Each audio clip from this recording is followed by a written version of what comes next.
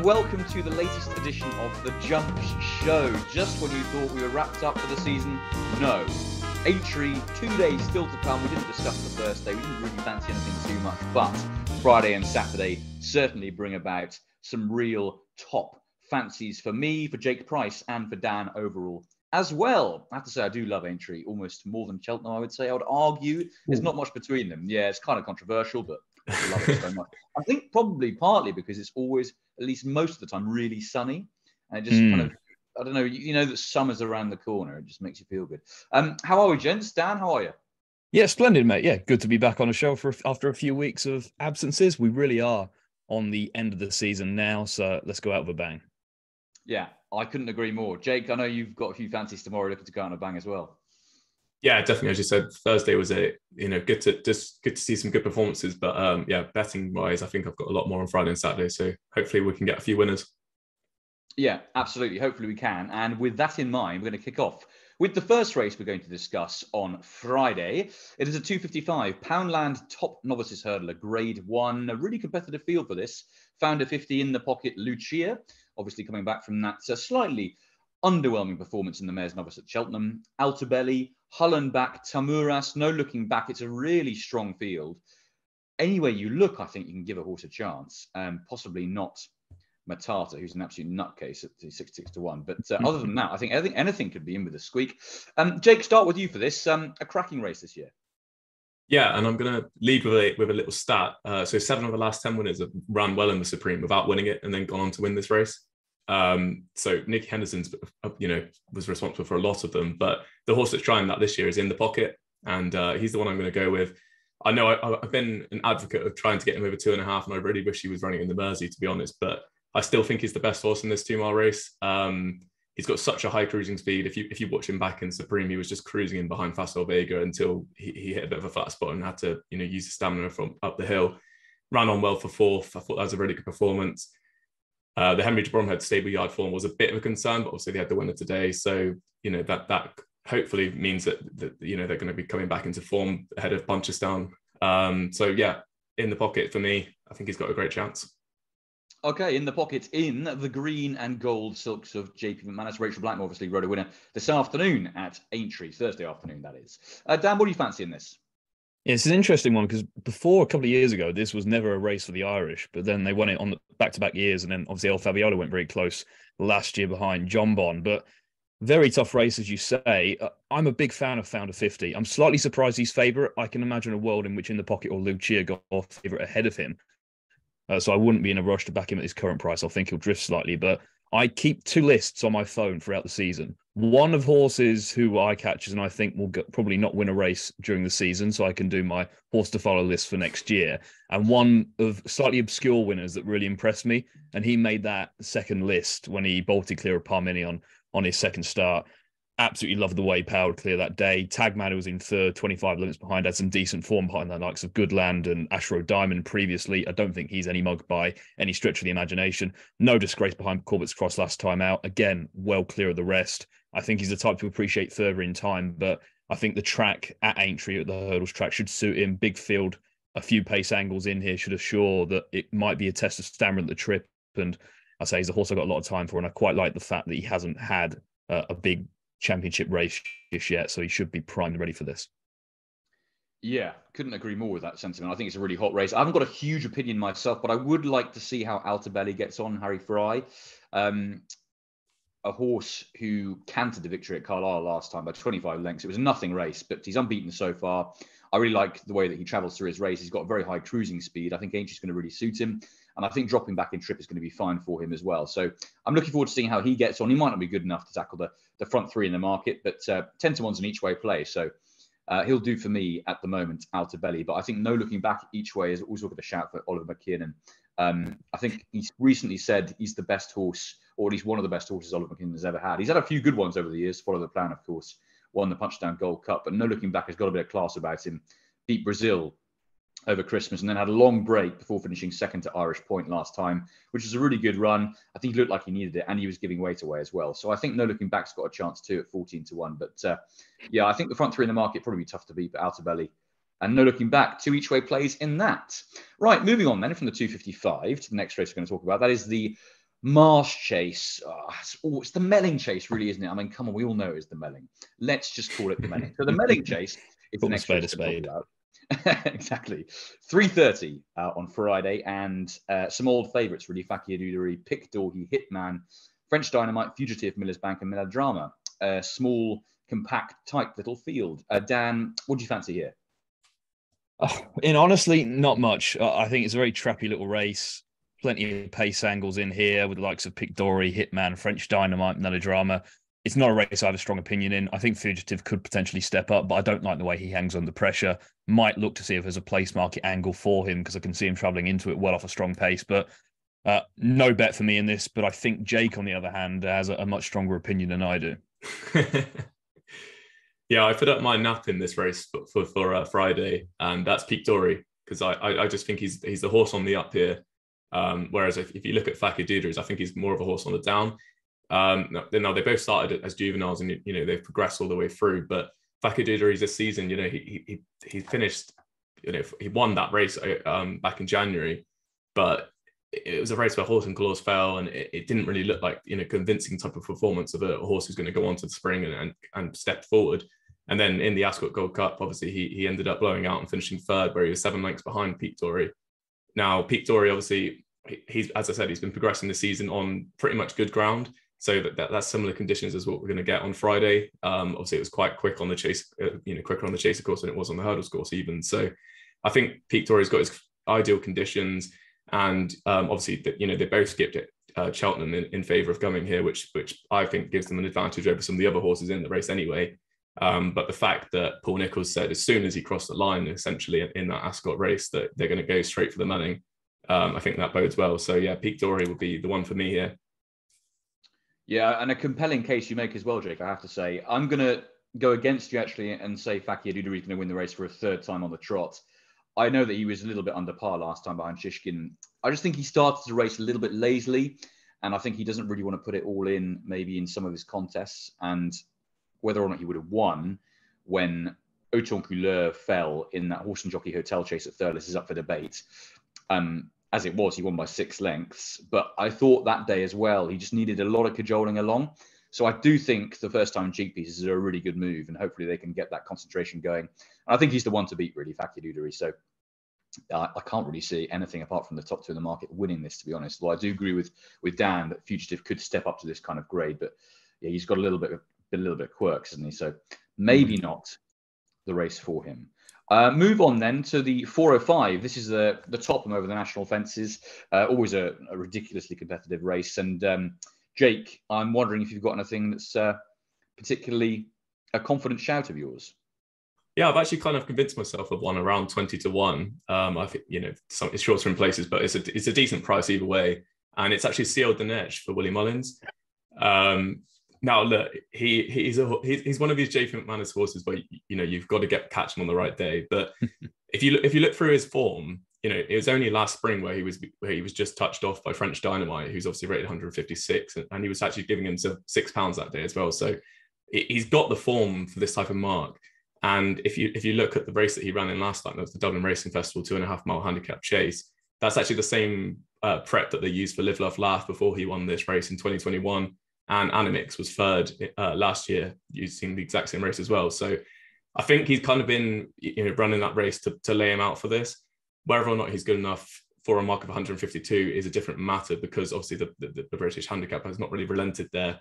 He's got a mark of 147 in Ireland, so £5 is a little bit harsh. But regardless of the handicapping, I think if you actually look at his jumping, it's really well suited for the Grand National fences. He's really low and quick over his fences, which is obviously, as we've seen before, the way that you can actually win races over the Grand National fences these days. So I think he's got a really good chance. Obviously, it's a big price. You're going to take the risk there, but there's a lot of places on offer, and I think you can back him each way, and hopefully he'll have a good round. Okay, lovely stuff. I'll nip in here ahead of Dan, actually, for once. Why not mix up the order a little bit? I'm going to go with a similarly priced horse, actually, around about 25 to 1 mark in Cooper's Cross for Stuart Coulthard and Ryan Manier. Ryan Manier, we know he rides the national fences really well as a Grand National winner in the past aboard Aurora's Encore.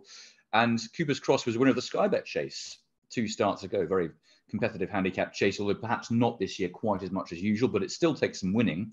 And that was a £5 lower mark. I don't think he's handicapped out of things at all. And he bled last time out at Doncaster again. That was over 3 miles too. He's got proven stamina, which is what you want in the top, over 2 miles, 5 furlongs, but usually you need to get 3 miles to win the race. And for me, he'll do, because I think he's fast improving. And you can absolutely overlook that race last time out where he went off. We sent off favourite, but he did bleed. So provided he doesn't have those problems again, obviously it's a slight risk, but at 25 to 1, I think he's a pretty nice each way player, is a nice improving 8-year-old. And hopefully the jockey will be able to get into a good position in this contest. And that leads me to Dan. What do you fancy in the top one?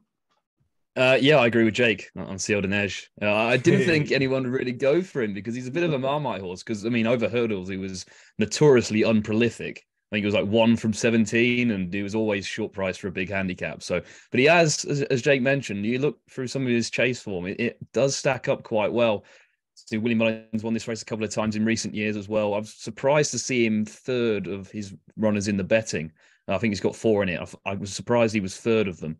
I'd say I really like his profile. He should be ridden promptly as he has in most of his chases. Looks like he's been brought along steadily with a view to something like this. Mark Walsh takes over from the £7 claimant that rode him the last day. I think there's a lot to like. Obviously, very tough race, but I think he's got the profile of a likely enough winner. Okay, 2 selections for Ciel du Neige, McManus and Mullins and Walsh teaming up. The last race we can talk about on Friday is the 440, another Grade 1, the Sefton Novices Hurdle.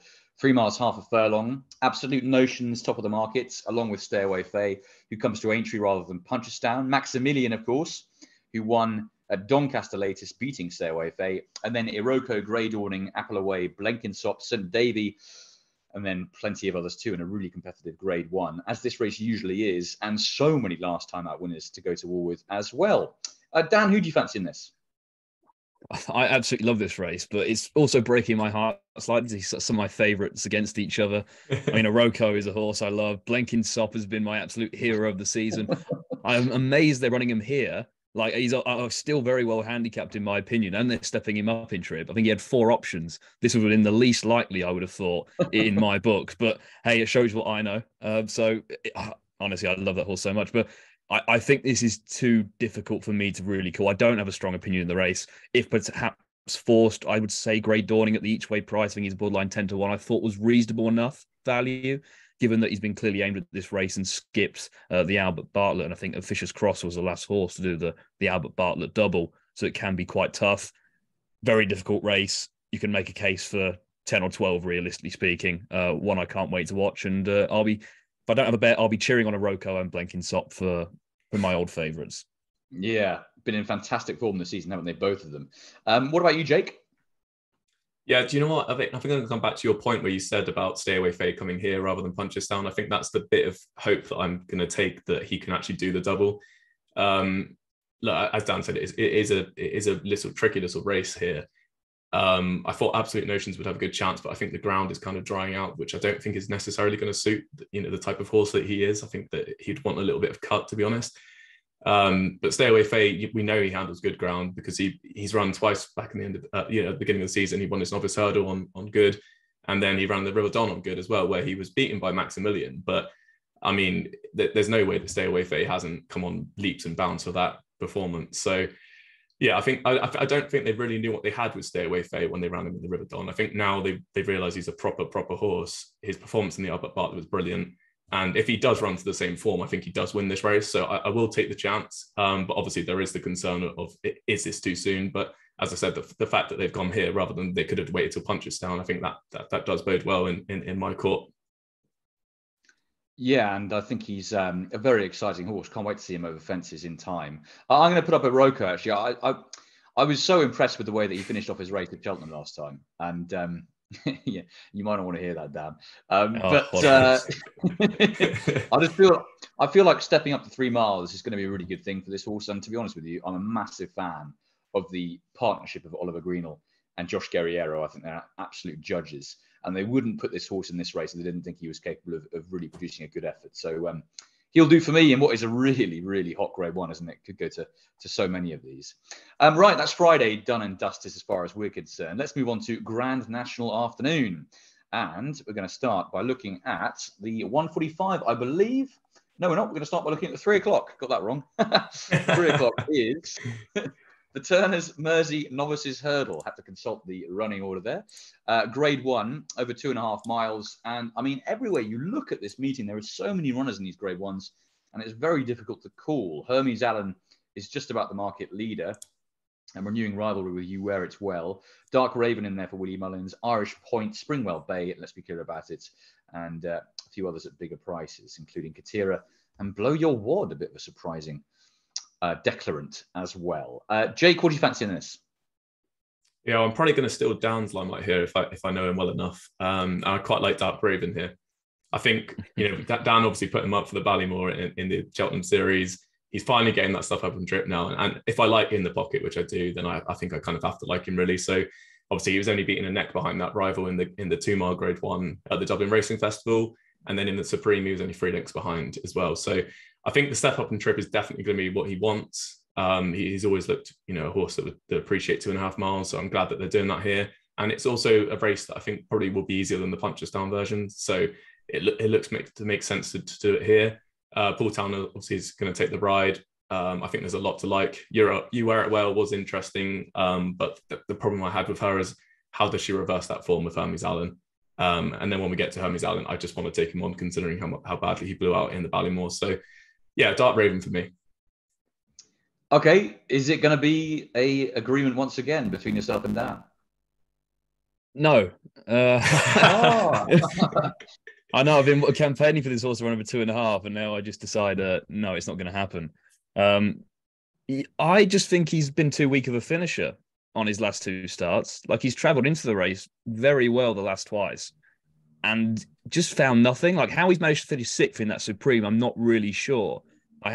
Many have passed him was a concern. I'm not sure if there's just something amiss with him, or maybe he's just not that good. Either way, it will be interesting to see. And if he does win, then I had the Grade 1 winner all along, and I've been done over in the Ante-Post series yet again.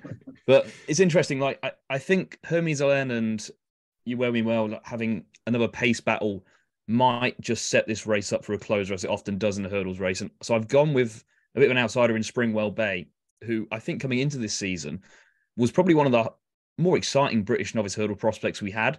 Like, that bumper performance last season was something out of the top drawer. It's been a gradual working process. Obviously, he's got beaten at Cheltenham, but that was over 2 miles, stepped up to 2.5. He's looked a completely different proposition, almost mocking the opposition last time out. There's still a lot more to come from this horse, I think. It will very much benefit from a strong pace and a decent field, which he's going to get here. I think he's a double-figure price. Are there more attractive rivals here on what they've actually achieved? Yes, but I think he's a horse who still has quite a lot of potential we haven't quite explored yet. Yeah, it'd be great to have John Joe with another really useful tool, wouldn't it, to go to war with. I'm not hugely keen on anything in this race apart from an each-way play, which would be Katira for Harry and Dan Skelton. She's got a fair bit to find on the figures, but she gets that allowance being a mare, and I'm absolutely certain we're yet to see the best of her. She's cruised home in 2 novices in recent months, and in November she made her debut over hurdles in a novice as well, and again cruised to victory. Everything she's done so far has been superb and really easy. She steps up mightily in class now, but what she really wants is a sharp track, quick ground, and she'll get both of those things on Saturday, hopefully. And I think over this trip she'll be absolutely fine. I just hope that the fact that she didn't run badly behind Ashrow Diamond in the bumper last year to finish 5th, beaten 16 lengths, but hopefully she can return to Aintree with a slightly more, because I actually really fancied her for that race. I thought it was a little bit of an underwhelming performance. So hopefully she can improve on that with the year under her belt. And although this is a much hotter company than she's been contesting, I think she's a decent 16-1 shot each way play. And I think the best is very much yet to come. So hopefully she can travel into it strongly, as is her want, and be bang there or thereabouts. Right, that's the Turners Mersey done. A 3:35 is the Liverpool Hurdle. That is the Grade 1 featuring so many of the protagonists from the Stayers Hurdle at the Cheltenham Festival. Going to be quicker ground, more than likely, on Saturday for this race than it was at Cheltenham. Dan, what do you fancy in this? Oh, the Stayers division. How it just turns into a mess every single year. Never fails to disappoint. And this is no exception, obviously. A lot of rematches going on. The prices I thought Home by the Lee was perhaps the overpriced one slightly. Obviously made a bad error in the Stayers Hurdle, which really gave him no chance after that. Rallied incredibly well. given the circumstances, I thought he emerged with a lot of credit. That was only his third run since November. I think he had a 2.5-month break before the Stayers Hurdle, so hasn't been overly campaigned to this point, which it might be key luck coming up to a race in April. I guess it's not a strong fancy because I just think the division as a whole anything could realistically happen and he wouldn't surprise you. I mean, Cider Burley won the Stayers Hurdle. I still need to keep saying it out loud to make sure it wasn't a fever dream, but that's the division and the reality we're living in. So if I was going to have a bet, it would be Home by the Lee. Okay, lovely. It's a Stayers Hurdle world, and we're just living in it. I think that's the absolutely. Be, isn't it? Yeah. And also Jake Price's world that we're living in. Jake, what do you fancy? I don't know about that now. Yeah, no, this is a very, very tricky renewal. I mean, to be fair, it always is, isn't it? At the end of the season, I'd probably take a tentative swing at Marie's Rock just because she comes from a different form line. I'd give her one more chance. Obviously, she was very disappointing in the Mares Hurdle, but the Stayers Hurdle was her other option, and I would have been very interested in her if she did run there. So, yeah, I think I'd give her a chance that Nikki Henderson can get her back for this, but it's a very, very tricky little renewal. This but perhaps Ida Bully does deserve more credit considering he won this last year, but it's hard to see a world where that's possible, isn't it? Yeah, it's a really, really tough race. I don't wish to put this horse up really, but I'm interested to see how Meet and Greet runs. Two McKinnon horses. You can tell you live with Andrew, can't well, we? I was about to say, I haven't seen him for a week, but that is exactly the play that Andrew Blair-White would produce. I've just realised what I've done. But in fairness, I think this horse is interesting. Stepped up to 3 miles again, was beaten 3.5 lengths by Home by the Lee over Christmas. Came in soft ground. That was a really decent run at 50-1. And I thought there was a nice effort too behind Blazing Callum, the Boyne Hurdle. I think the thing that really stands out about this horse is that he didn't go to Cheltenham. So he's coming here fresh, and that's going to stand him in good stead because that Stayers Hurdle was a tough old contest. It was pretty brutal. And plenty of those players at the top of the market took part in that. And I imagine even though we've got an extra week with Aintree after Cheltenham this year, they're going to be feeling that to an extent. So Meet and Greet doesn't have that under his legs, and hopefully he can feel the benefits of that break and run a good race. Okay, on to the 4:15, which is the William Hill Handicap Chase of 3 miles and 1 furlong. 6-1 the field here. Midnight River and Nasalam heading the market. Shake 'em Up Harry, Beauport, Eldorado Allen, Kinondu Kwetu, Coconut Splash, Gold Cup Bayi, etc., etc. Dan, who's the one for you in this? Yeah, no, a really tough race, this one. So a fair few coming obviously from Cheltenham for the plate or the Ultimate, the Kim Muir. Midnight River is where I fell down. I thought still pretty exposed as a stayer. I think if you go back 2 seasons ago, he ran in the Sefton. It was a 4-1 shot for that. I think he's always been thought of as a 3-miler. It's just taken his time to get his act together over fences. Obviously, did sort of work this season over 2.5, but I think the time is right now to start exploring 3 miles again. Didn't get the best of trips in the plate. He was towards the rear and wide, and that's just not where you want to be in a plate. Lofty mark of 151, but obviously Eldorado Allen's presence, surprise presence really, does mean he only carries 11 stone 7 rather than top weight, which is convenient. And if you look at the last 3 winners of this, in like Kildesart, Happy Go Lucky and Sam Brown, they're all in the marks of the high 140. So class can be a key factor here. 4 of the last 14 winners of this did come from the plate. So I think he's got a lot going for him. And the first time tongue tie is an interesting angle as well. Yeah, it certainly is. Maybe we'll get to see another Harry Skelton aeroplane celebration after Midnight River wins. Jake, what about you? Yeah, no, I'd give a strong shout to Midnight River as well. I think he's got a good chance. I don't think there's much more to add to Dan's argument. Obviously, he's got the first time tongue tie. Hopefully that help him out and he can run well, as you said, with Eldorado Allen off the top weight there. Gives him a bit of a chance. The other one I would give a mention to is Kinodo Kwetu. If it is proper good ground, then I think he actually would have a good chance here. He's had a wind up since his little blowout behind Oscar Elite the other day. He's off a mark of 137. Obviously, racked up a bit of a sequence in the autumn. So he obviously likes really, really good ground. So if it is good ground, then I'll probably give him a little each way play off a mark of 137. But yeah, it is a bit of a tough race. Yeah, really tough race. I'm going to throw Beauport into the ring, actually, for Jordan Naylor and Nigel Twiston-Davis. He's a horse who ran the Kim Muir last time, actually, at Cheltenham and lost a shoe. Ran pretty well, actually, in the circumstances. Much better than the 32 lengths defeat in 9th place would suggest. And he's been dropped £1 for that. He's now off the same mark as when winning what was a really competitive handicap hurdle at Uttoxeter last year, beating none other than Boot Hill. We know what he's done over fences since then. And actually, he ran pretty well over hurdles at this exact meeting last year, finishing 4th behind Party Business. I think he's pretty unexposed as a chaser over this kind of trip.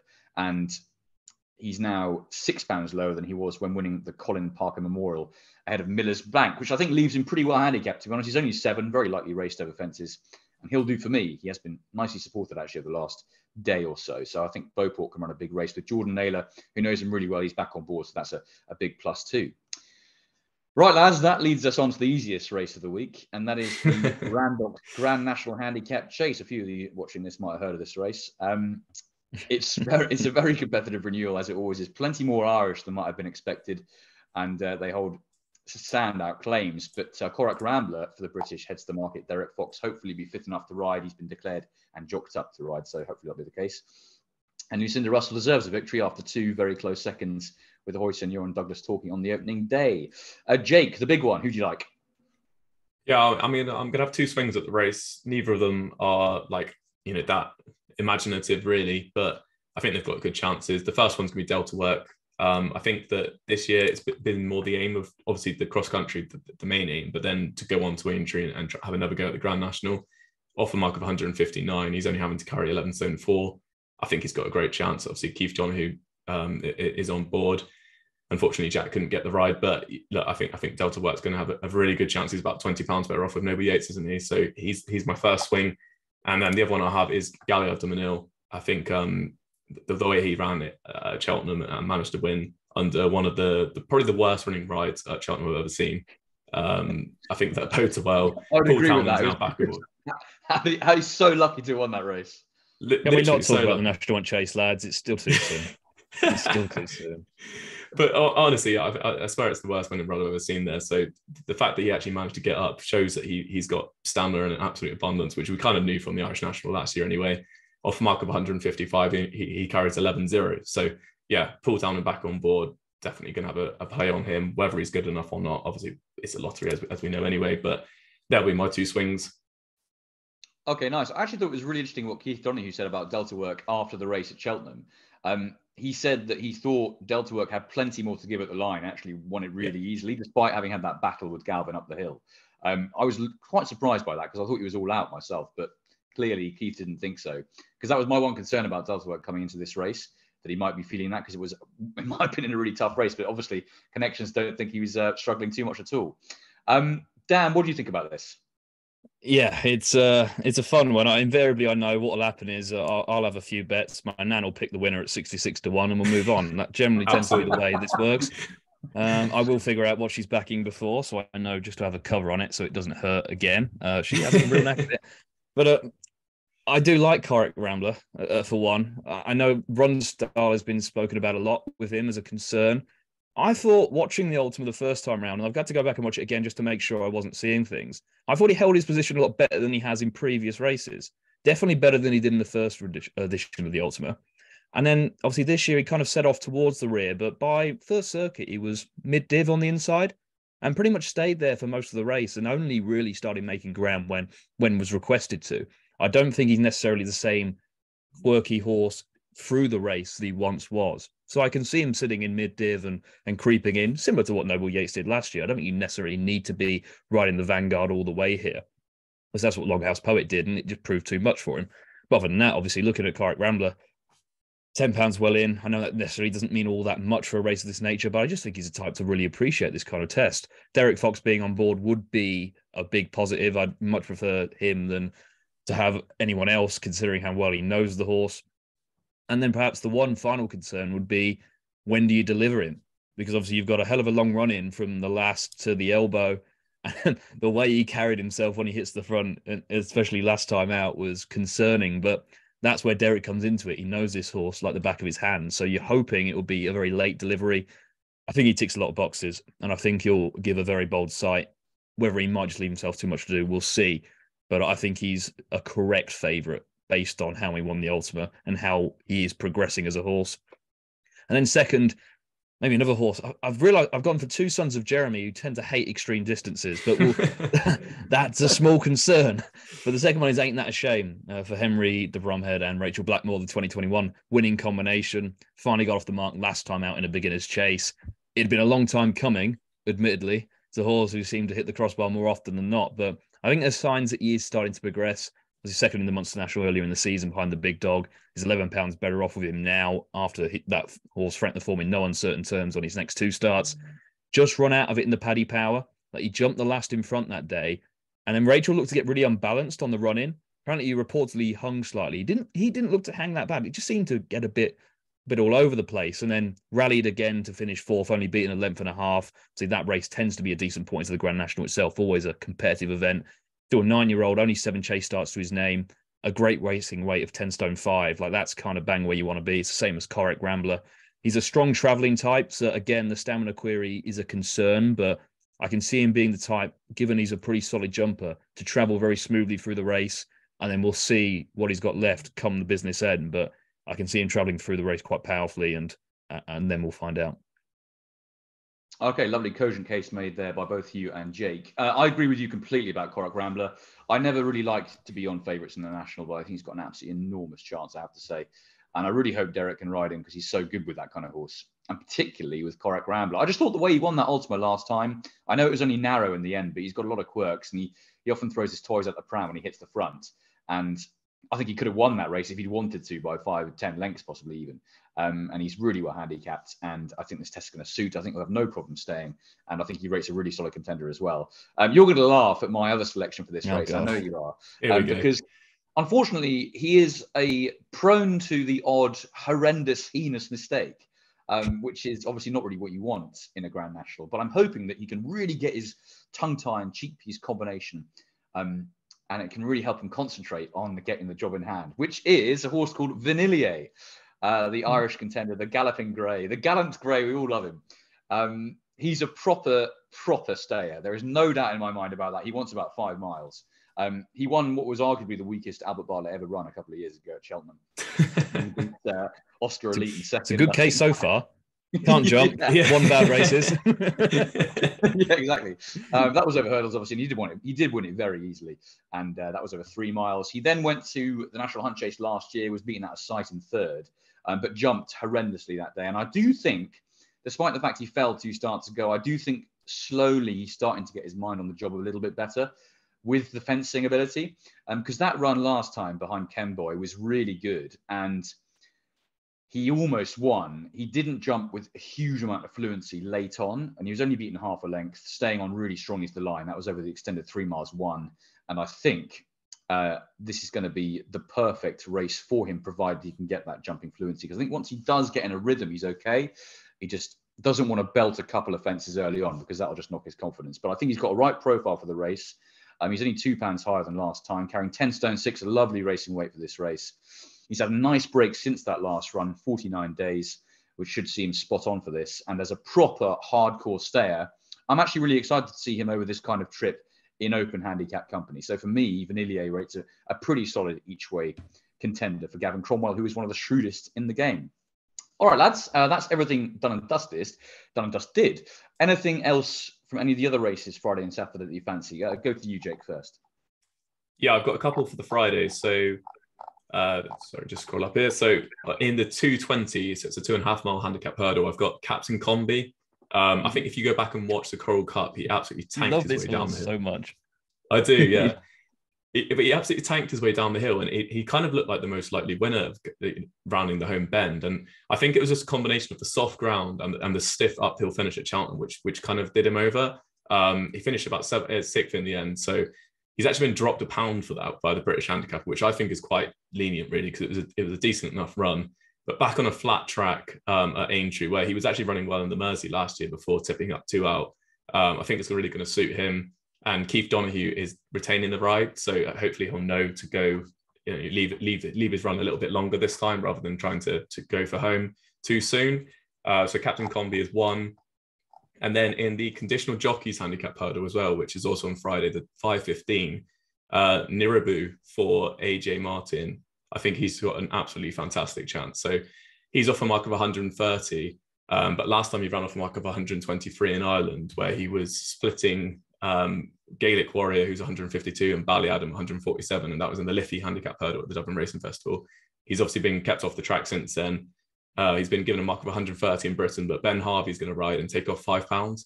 So I think that's absolutely massive. He's essentially only £2 higher for his Irish mark. So yeah, I think he's got a great chance in that, and he won't really mind if it stays good or if the rain comes down as well. So yeah, they're the two that I'd put up. Okay, both fascinating propositions as well, I have to admit. Dan, what about you? Yeah, I'll run through them quickly. Both races Jake mentioned on the Friday. 220, Pull Again Green. Also mentioned a few weeks ago, actually, reviewed going back hurdling. I know, I can't let these ones go. But he had a nice prep run at Kempton last time out after a wind up at first time tongue tie on.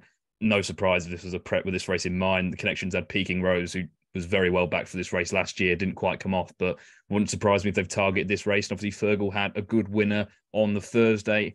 And then in the 5:15, JPR won. Obviously, a good novice last season, running the Supreme Novice Hurdle. Only made his return a few weeks ago, but won in facile fashion. A decent enough handicap at Taunton, only up £4 for that, which seems pretty generous. I think he's 10-1 at the time of recording, which I think seems pretty big. Obviously, a competitive race. I think Pull Again Green's about 20-1. And then on the Saturday, another horse. I've been waiting for these conditions for a while. The 225 or Fleuron. 3 miles on good ground. So I've been crying out for him all season. He had those conditions at the RF and then got pulled out for circumstances beyond his control. Finally, looks like he's going to get those conditions here. Respectable run in the Martin Pipe, ran well twice, but I think 3 miles has been crying out for all along. I think he's got a cracking chance. And again, he's at a decent double-figure price. So hopefully he can run well. Okay, lovely stuff. I'm only going to put one up. And actually, I'm going to go out on a limb a bit. In the first race on Saturday, it's the Grade 1 Maggle Novice Chase. I think Not Long Till May might beat John Bon. And John Bon is a horse who I think is always going to be slightly overrated, given his profile, who he's trained by, given his ownership and the reputation he's always had. Not Long Till May ran an absolute blinder in the Turners. And if you'd stop the race with 2 to jump, you'd think Not Long Till May is going to win. Stage Star outstayed him in the end, drops back to 2 miles this time. I think it's going to really help him. Hopefully, Not Long Till May can get a nice, easy lead. I think he'll go prominent. And I think he's very underrated. If this wasn't Laura Morgan, if it was Willie Mullins, there's not a chance Not Long Till May would be such a good price for this. And I can see Dan just smirking away. But I think we've got a massive chance to see off John Bon, who I think is a little bit soft in the finish as well. I know he got beaten very easily by El Fabiolo, who's an extremely smart horse at Cheltenham last time. He beat everything else off. But I don't think he's banker material by any means. And at the prices, for sure, I think Not Long Till May is worth a little bit of a win bet. I think he's got a much better chance than his odds would suggest. And as I say, if he was trained by anything else, drop back in trip, I think he'd be a shorter price. Lads, thanks very much. Aintree to enjoy the last couple of days, including the Grand National. It really is such a great race. And hopefully we've given you all at home some pointers. Best of luck, chaps. Hope it all goes well for you. There's some nice tasty each way bets in there as well. Yes, you only need a couple of them to come in and you're laughing. And if, to be honest, you could have a horrible 2 days. If you bat a national winner, you'll always fondly remember Aintree 2023. Very much so. Cheers, lads. And thank you all for watching as well. Hopefully we've given you some pointers in the right direction there. Not sure when the next jump show will be, but for now, that's it from us. Aintree and the Grand National. Next up on the agenda. Can't wait.